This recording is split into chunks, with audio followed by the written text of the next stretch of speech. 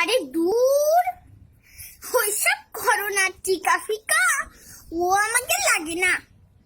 আমরা দিন রাত পান খাই, মনে সুখী গান গাই, আমাদের পরাণের ভিতর কোনো ভয় ডর জাগে না। ওইসব করোনার টিকা ফিকা ও আমাদের লাগে না। তো কথা হলো কি, আয় রোজগার তো বন্ধ, চাল কিনবো কি দে? এমন তো না যে করোনা হলি পেটে লাগে না খিদে। 1 কেজি চাউল কিনতি 60 টাকা লাগে।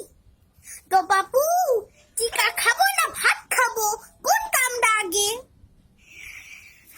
তাও তো চিন্তায় ঘুম আসে না। মাইয়াটাকে দিতে হবে নিকা, আর তোমরা নিয়ে লাফাচ্ছ দেশে এসে টিকা। বাহ, তো কই কি দেশে তো কত কি আইলো, তা কিটা পাইলো আর কিটা খাইলো?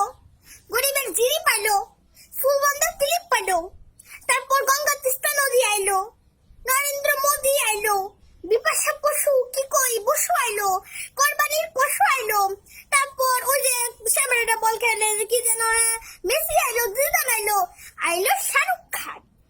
হো আমাদের কপালে তো ও সুরভি জর্দারি একটা পান। কত কিছু দেখলাম বাপু এই দিন দুনিয়ার ভারতে। আমরা 200 টাকায় পিএস কিনি আর তোমরা ফসাও আড়তে। আমরা ভাই গরিব মানুষ, এই রোহিঙ্গাদের মধ্যে আছি। জিনিসপত্রের দাম যা হোক সাইডে খাইয়ে পড়েই বাসি। আর ওই অসুখ বিসুখ তো লাগিয়ে থাকে, কোষ কিংবা মাগে না।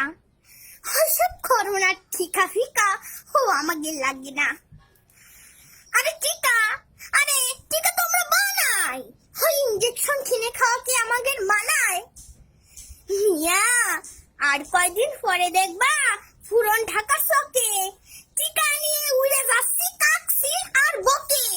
আগারগাঁও, খিলগাঁও কিংবা কাউরান বাজারে করোনার টিকা মিলবে 100 হাজারে। তাছাড়া আমাদের দেশের করোনা তো নিজের অবস্থায় টাইট। সকাল সন্ধ্যা সরবাটফারের সঙ্গে করা লাগে তার ফাইট।